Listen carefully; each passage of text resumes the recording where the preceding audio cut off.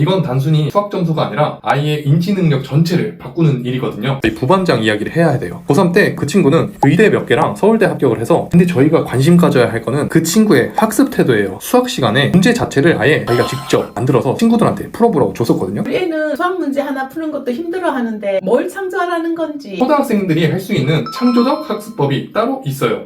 두 가지만 말씀드릴 거예요. 역설계 검산법과 문장제 문제 만들기, 이 두 가지만 제대로 하면 평생 수학 잘하는 학생이 될 겁니다. 실제로 사례를 좀 보여드릴게요. 이렇게 계산식을 보면서 현실 세계의 물리량을 적용해보는 거죠. 이때 특별히 중요한 게 하나 있습니다. 허당엄마. 안녕하세요, 당당이 여러분, 허당엄마입니다. 안녕하세요, 당당히 여러분, 허당쌤입니다. 부모 특강 홍보를 하겠습니다. 제가 독서 지도를 특강으로 준비를 했는데요. 산책 독서라고 이름을 붙여봤습니다. 책 읽기가 대부분 숙제처럼 느껴지는데 아이들에게도 산책처럼 느껴질 수 있도록 지도를 해주는 방법을 준비를 했어요. 부모님들께서 말씀하시길 첫 번째, 일단 책 읽기부터 하기가 어렵다고 하더라고요. 그리고 두 번째, 책을 읽더라도 그 내용을 이해하지 못한다는 말씀을 많이들 하시는 것 같습니다. 근데 이게 우리 아이들의 모습만은 아니에요. 제 과거 모습을 설명을 드리자면 책만 읽으면 잠들었어요. 만약에 읽더라도 내용을 이해하지 못하고 기억하지 못했거든요. 이런 저에게 허당엄마가 독서 지도를 해주셨는데, 그 독서 지도를 통해서 제가 재미있게 흥미롭게 책을 읽고, 그리고 책을 읽으면서 내용을 이해하려면 책을 구조적으로 읽어야겠구나를 제가 스스로 깨닫고 개발한 방법이 있습니다. 아이가 책을 읽더라도 아예 이해조차 하지 못하는 경우가 많아요. 제가 그랬었거든요. 근데 제가 왜 그랬는지 정확하게 알고 있습니다. 왜 그러냐? 그냥 텍스트 그대로만 이렇게 쭉 따라가는 거예요. 그 의미를 머릿속으로 뇌에서 처리하는 것을 하지 않기 때문입니다. 그 정보를 읽고 처리하기 위해서 뇌를 활성화시키는 거는 부모님이 질문을 통해서 자극을 먼저 주셔야 돼요. 그냥 아이에게 너 책 읽어 그렇게 한다고 내용이 이해되는 게 아니거든요. 그래서 질문을 어떻게 해줘야 되냐? 그 질문을 학부모님께서 직접 해보실 수 있도록 제가 이렇게 활동지를 만들어서 구성을 했습니다. 단순히 이렇게 딱딱한 질문만 있는 게 아니라 편하게 구두로 질문을 해보는 연습을 저희 실습 시간에 진행을 할 거예요. 처음에 이렇게 구조화된 질문을 몇 번 하다가 보면 아이들이 스스로 내가 글을 읽을 땐 이것 위주로 읽어야겠구나 하는 것을 터득하고 자기가 정보 처리를 스스로 하게 될 겁니다. 이번 특강은 온라인으로 진행할 예정입니다. 저희가 오프라인 특강을 진행했더니 다른 지역에 계신 분들께서 온라인으로도 진행을 해주세요 라는 요청이 있어서 온라인으로 진행할 예정입니다. 전체 10주간 진행이 될 건데요. 첫 5주는 제가 실시간 라이브로 코칭하는 5주를 가진 뒤 마지막 5주는 스스로 자율 인증을 하면서 실습해보는 시간을 가질 겁니다. 더 자세한 건 유튜브 게시글에서 확인을 해주세요. 많은 관심 부탁드립니다. 벌써 3월 말이 되었죠? 이제 슬슬 우리 아이들 책가방에서 구겨진 단원평가 시험지가 나올 시기입니다. 엄마, 이번 시험은 다 알았는데 실수했어요. 이 말 전국 공통인가 봐요. 허당쌤도 구겨진 시험지 들고 이런 얘기 자주 했었거든요. 네, 실수도 실력이라는 냉정한 말 대신 오늘 제가 진짜 수학 잘하는 뇌를 만드는 방법을 소개해드릴게요. 오늘은 유동추론 시리즈의 실전판 창조적 수학 학습법입니다.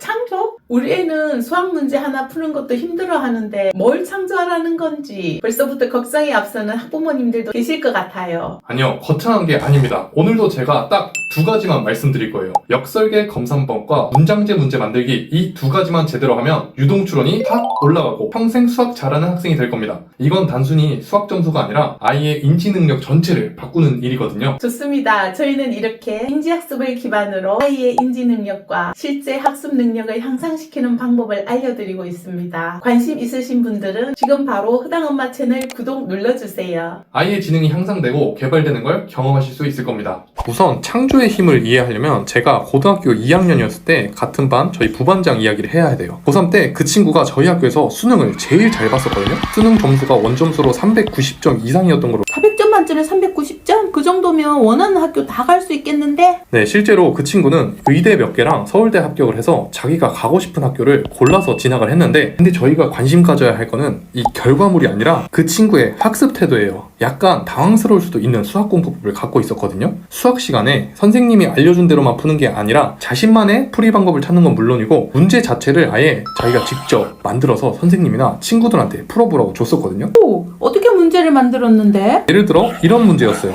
오른쪽에 보시면 우리가 쓰는 좌표계는 주로 이렇게 90도를 이루는 직교 좌표계를 사용하거든요. 근데 이 친구는 왜 하필 90도여야 돼? 60도일 수도 있잖아 해서 이 각도가 60도인 좌표계를 만들어서 아예 새로운 개념을 설계하고 문제를 냈었어요. 이런 게 바로 창조입니다. 기존의 스키마를 완전히 뒤흔들고 새롭게 재조합하는 행위인 거죠. 아, 정말 대단하다. 우리가 대부분 주어진 문제를 풀게 되면 시각 정보를 처리하기 위해 후두엽을 사용을 하거든. 그런데 수학을 제대로 하고 논리적인 생각을 해내려면 전두엽을 더 많이 써야 하거든요. 이렇게 문제를 창조적으로 새롭게 만들어서 풀면 전두엽이 제대로 자극이 될 것 같습니다. 그런데 혹시 보시면서 이런 생각을 하시지는 않으셨어요? 이건 공부 아주 잘하는 학생의 사례잖아 하고요. 시청하고 계신 당당히 가족들이 고등학생 정도 돼야 이렇게 창조적으로 공부할 수 있는 거 아니야? 하고 생각하실 수 있을 것 같아. 그게 아닙니다. 초등학생들이 할 수 있는 창조적 학습법이 따로 있어요. 그래서 제가 초등, 중등, 고등으로 나눠서 창조적으로 수학을 공부하는 방법을 소개해드린다고 게시글에서 말씀드렸던 거죠. 초등학생이 할 수 있는 창조적 학습법 첫 번째, 역설계 검산법입니다. 에이, 검사는 애들 다 시키잖아. 다 풀고 다시 확인해 하면 애들은 그냥 다시 풀고 오잖아. 네, 똑같은 방법으로 또 풀어보죠. 그게 문제입니다.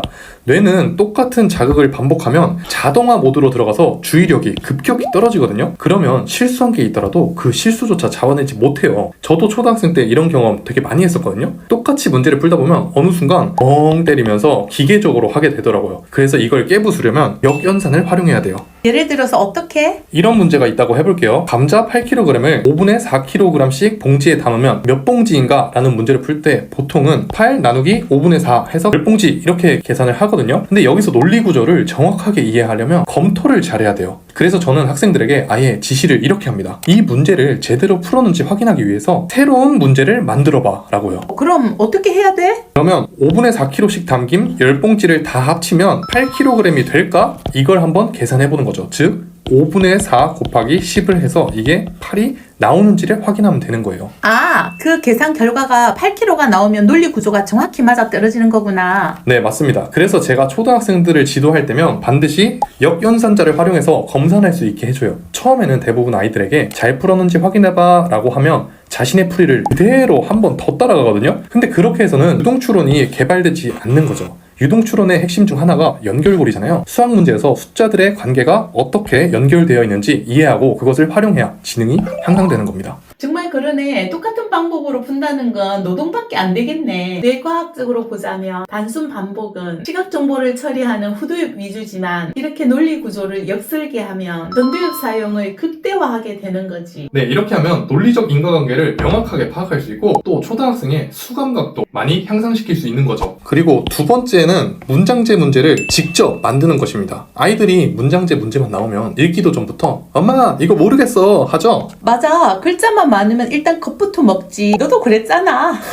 저도 공감이 되는데 이건 언어와 숫자가 머릿속으로 따로 놀기 때문이에요. 이건 단순히 수학의 영역도 아니고 언어의 영역도 아니에요. 바로 사고 구조화의 영역입니다. 실제로 사례를 좀 보여드릴게요. 이렇게 사칙 연산을 활용한 계산식을 보면서 현실 세계의 물리량을 적용해 보는 거죠. 이때 특별히 중요한 게 하나 있습니다. 문장을 최대한 다듬어서 적도록 시켜야 하는 거예요. 그냥 뜻만 통하면 됐지 이게 아닙니다. 논리 구조와 함께 문장 구조도 정확하게 쓸 수 있도록 신경 써서 적도록 문장제 문제를 정복할 수 있거든요. 맞아. 너도 어렸을 때 그랬고 많은 학생들이 문장제 문제를 어려워하는 이유가 이 상황을 어떻게 수식으로 변환시킬까? 이 부분을 어려워하는 거거든. 맞습니다. 전두엽을 자극하면서 제대로 공부하기 위해서는 인출이라는 과정이 필요한데 우리나라 교육 과정에서는 자꾸 있는 걸 풀기만 하는 수동적인 학습 위주로 가게 되더라고요. 그래서 문장제 문제를 직접 만들고 적어보면서 개념을 문맥 속에 녹여내는 훈련이 필요합니다. 이렇게 하면 수리지능뿐 아니라 언어지능까지 합쳐지는 과정이라 좌우우뇌를 연결하는 뇌량이 발달하게 되는 거지. 근데 그것보다 더 중요한 게 있어요. 일단 이렇게 하면 아이들이 재미있어해요. 이 학생은 일론 머스크 팬인지 일론 머스크 이야기를 자꾸 하더라고요. 그러면서 이런 상황을 상상하면서 만들어가는 게 재밌는지 저한테 막 문제를 설명해주는 그 표정이 참 밝고 귀엽더라고요. 자기가 좋아하는 관심사를 이야기할 수 있어서 그런 것도 있지만 스스로 문제를 설계하고 통제할 때 뇌의 보상 회로인 도파민 시스템이 활성화되거든. 네, 본인이 출제자가 돼서 함정을 설계하고 답을 유도해내는 과정을 일종의 게임처럼 생각하는 것 같더라고요. 그래서 제가 가끔은 일부러 어려워서 고민하는 척도 해주고